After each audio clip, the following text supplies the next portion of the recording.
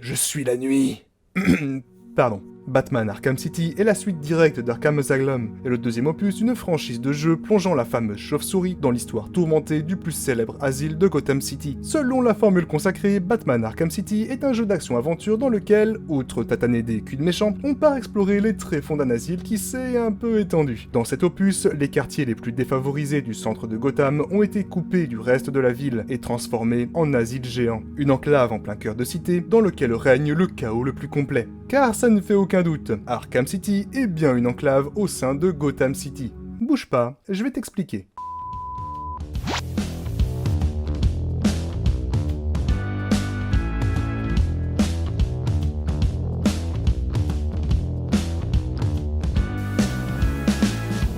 Au sens strict, une enclave est un territoire qui n'a qu'une frontière, celle d'un autre territoire dans lequel elle est enclavée. Voilà, c'est bon, Arkham City, c'est ça, allez salut! Non, pas si vite. Cette définition est quand même beaucoup trop restreinte. Un territoire enclavé désigne aussi un territoire dont l'accès est rendu difficile par une absence de façade maritime, ou pour des raisons politiques. Et ça correspond toujours parfaitement à Arkham City. Mais attends, c'est pas fini. Dans une économie mondialisée comme la nôtre, où les échanges entre les territoires sont primordiaux, on pourrait considérer que l'enclavement d'un territoire serait un gros désavantage.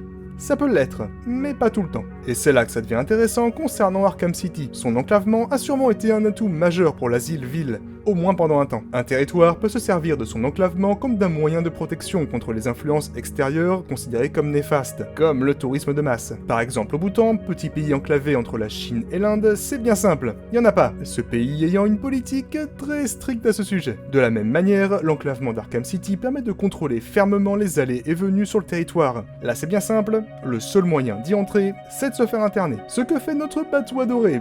Bon après, sans ça, il n'y aurait pas de jeu, donc bon, tu l'as compris, ce qui marche à l'échelle d'un état fonctionne aussi bien à une échelle plus locale. On pourrait ainsi considérer certaines cités en périphérie des grandes villes comme enclavées. L'absence de moyens de transport et de communication réellement accessibles devient un facteur déterminant de cet enclavement. Par opposition, désenclaver un territoire consisterait alors à le connecter à un réseau de transport ou un réseau de communication plus large, par la mise en place de nouvelles infrastructures et l'amélioration de celles déjà existantes. Sauf que c'est pas toujours suffisant. Pour des États enclavés, passer des accords avec les pays limitrophes peut également être un bon moyen de rompre cet enclavement. Le Luxembourg, un État enclavé sans accès à la mer, a réussi à rompre cet enclavement grâce à la signature de partenariats avec les pays limitrophes. Et on va pas se mentir, sans les voies ferrées et les autoroutes, ça aurait pas été la même. L'enclavement est une notion renvoyant à différentes réalités et applicable à différentes échelles, du plus local au plus global. L'enclavement d'Arkham City accentue le sentiment de rupture avec le reste du monde. On est au cœur de Gotham,